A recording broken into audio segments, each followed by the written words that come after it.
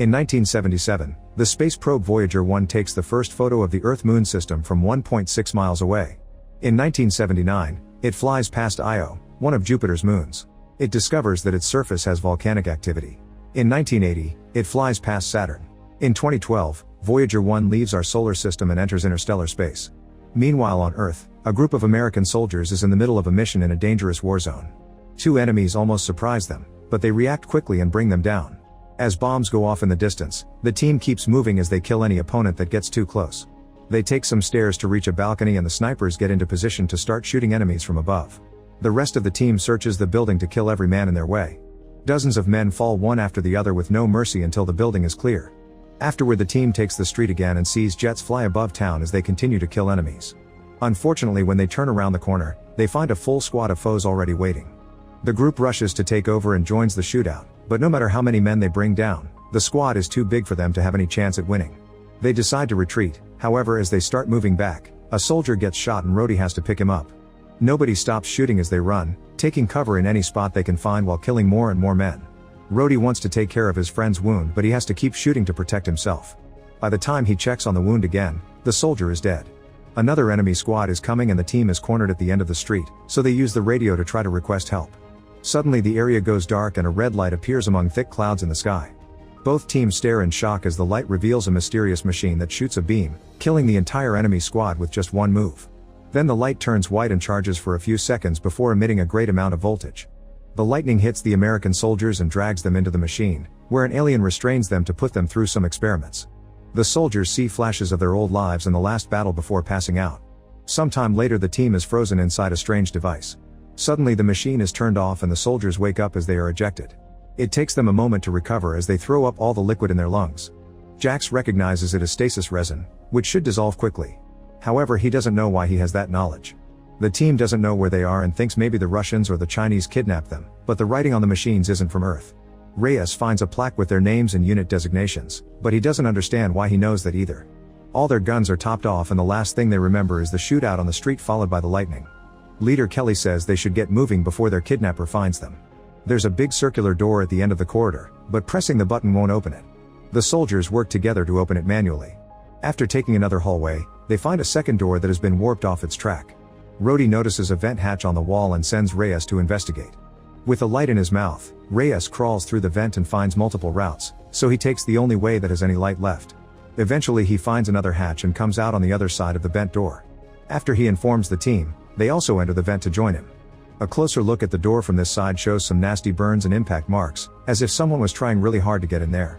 It seems the place is like a maze, and Nash thinks they're in a secret underwater prison. Suddenly they hear some strange noises so they move ahead to keep investigating. In the next corridor, they find a trail of blood on the floor. There's also a clamp on the wall that indicates a power failure. This means the place must be dying, which explains why the machine was turned off and released them. The next room has lots of fog on the floor. A drop of blood lands on Reyes' face and when he looks up, he discovers a bunch of bodies hanging from their feet with no heads.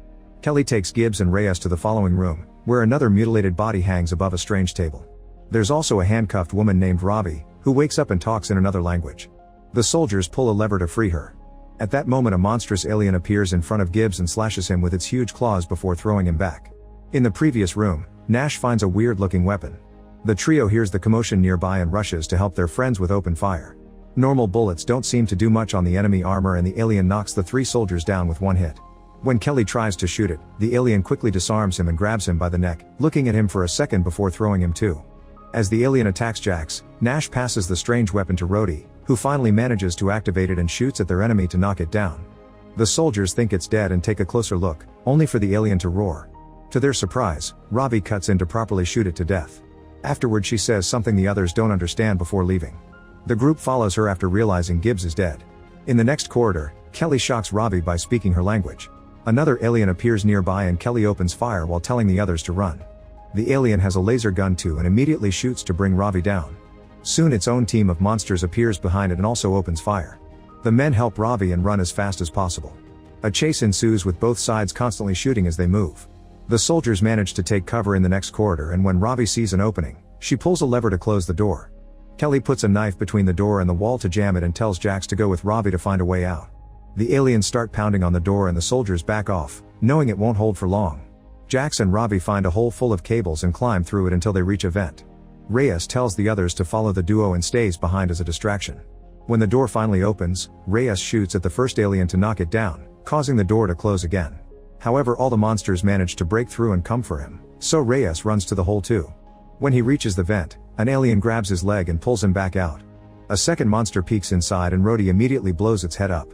The team eventually finds an exit and pushes some metal beams to enter a room. After hearing that Reyes is dead, Nash freaks out as he yells about meeting aliens. Kelly calms him down before asking Rhodey why he knows how to use the laser gun, but Rhodey doesn't remember. Jax tries to take care of Ravi's wound, however she swears she's fine. Her words are translated by Kelly, who doesn't know why he understands Russian. He tries asking her questions and she calls the men sleepers before confirming that the monsters are aliens. After explaining that they're on a spaceship, Ravi reveals she knows English and tells the team they need to go to a safe place. Nash continues to freak out and Rhodey has to threaten him to shut him up. Ravi interrupts them and reminds them they must keep moving. Meanwhile, Reyes is mutilated by the aliens, who use a device to look at his memories and learn everything the team knows. Following what it saw in those memories, the alien reaches the bent door and activates a device on its gauntlet. In one of the corridors, Ravi explains that the alien with the scars is the leader and it has dozens of monsters helping it. She also reveals that there are motion sensors on the walls and that the alien's goal is to get a meal. When they enter the next room, they find themselves on a bridge above an abyss and surrounded by thousands of lights. Jax takes a closer look and discovers they're not light bulbs, they're actually capsules with bodies inside. Ravi calls them sleepers and insists they should get going. They rest in the next corridor so Kelly can redo Ravi's bandage. They chat about their lives before the war and Kelly shares that he's a divorced father. Nash starts to wonder if the creatures are demons instead of aliens and they're going through the biblical rapture. Minutes later, the team finds a hangar full of containers. Ravi explains that they contain all the items that the aliens stole from Earth.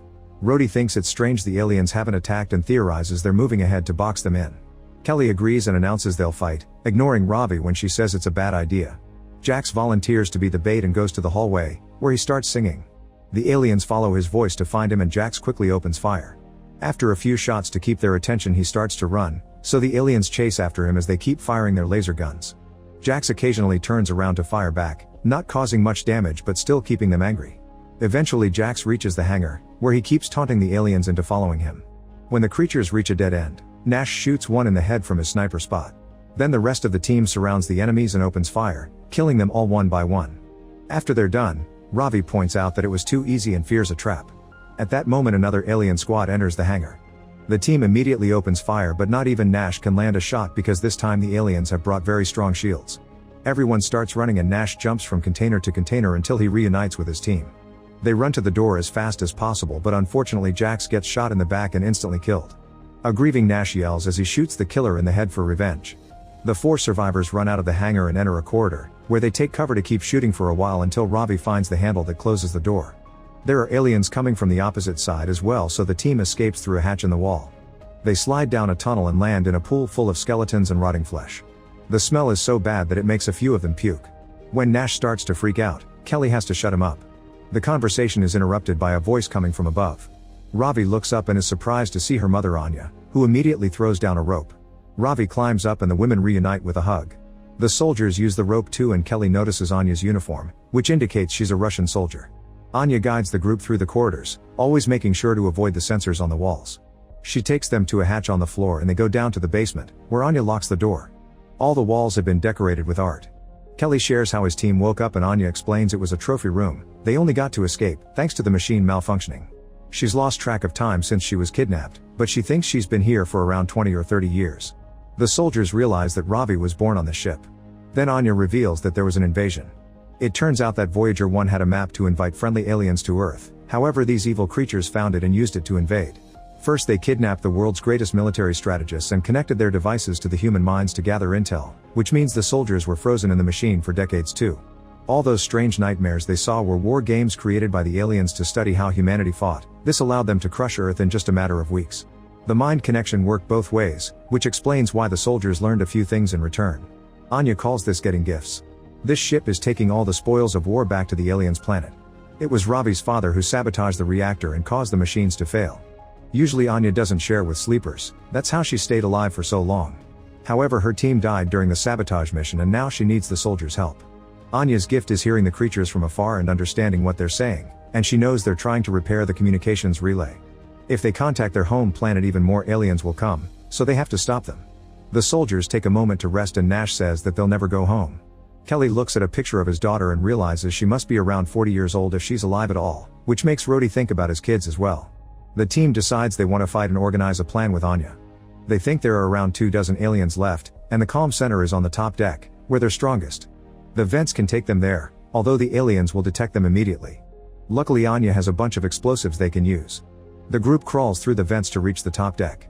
Rhodey and Kelly agree to keep the aliens distracted while Nash and the women set up the explosives. Anya also gives Kelly a stolen gauntlet that will allow him to use a shield. The group splits and Nash's team soon makes it to the main room, where they watch the alien guards from a balcony. In the corridor, Kelly and Rhodey find a sensor covered in blood, so they look for a second one. Soon an alien receives the alert on its gauntlet. Kelly even shoots at the sensor to taunt the enemy. The guards in the main room are called away so Nash's team can finally come out. While he keeps watch, the women install the explosives. Kelly and Rhodey hide when they hear the guards coming and wait for the right moment to shoot them both from behind. Backup quickly arrives with open fire so Kelly activates the shield, which allows him and Rhodey to keep fighting. An alien grabs one of its teammates to protect itself and pushes ahead, forcing the men to run away.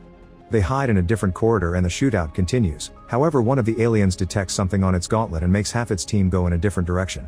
In the main room, Anya hears the aliens coming. Kelly and Rhodey call them to warn them of the same thing while still stuck in the shootout, but there's no way for the trio to escape.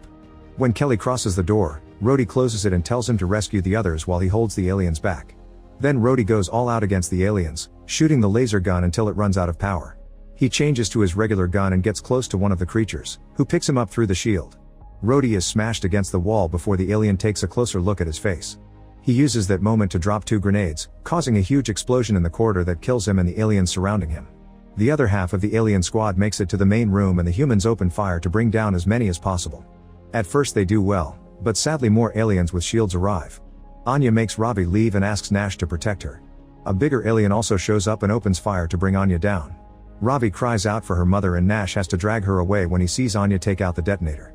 The explosives are activated and the resulting explosion blows up the whole room, bringing down the huge machine and all the aliens around it.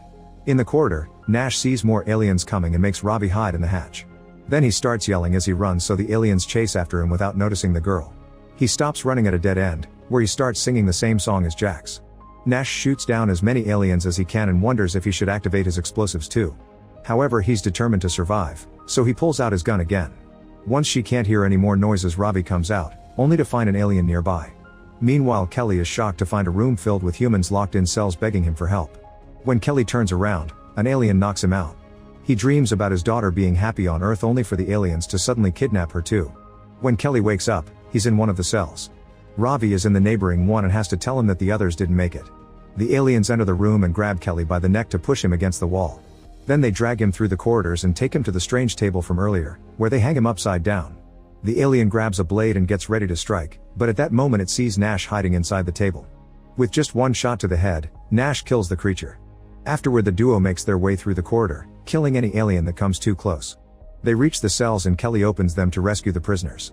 More monsters are coming so Nash opens fire with a laser gun, bringing down enemy after enemy. After all the prisoners are out, the soldiers close the door and run away with Ravi. Soon the aliens catch up to them so the trio takes cover behind a wall and fires back. The humans are slowly running out of bullets, so Nash throws his belt with all the grenades and Kelly closes the door to stop the resulting explosion from hurting them too. Nash rests against another door as he celebrates their victory, only to suddenly be stabbed by a blade. The alien leader enters the room so Kelly tells Ravi to run before taunting the creature to keep its attention on him. He picks up a blade too and starts fighting the enemy, who keeps bringing him down with blow after blow. The alien even throws Kelly against the roof before throwing his weapon, which Kelly has to dodge. Next the alien activates his shield to hit Kelly with it too. After a couple of blows the alien retrieves his sword and comes running at Kelly. The soldier waits until the monster is crossing the door to close it, which catches its body and kills it. Seconds later Kelly reunites with Ravi, who is too scared to go out. Kelly moves first and she follows him to discover they're on Earth, which has become a wasteland.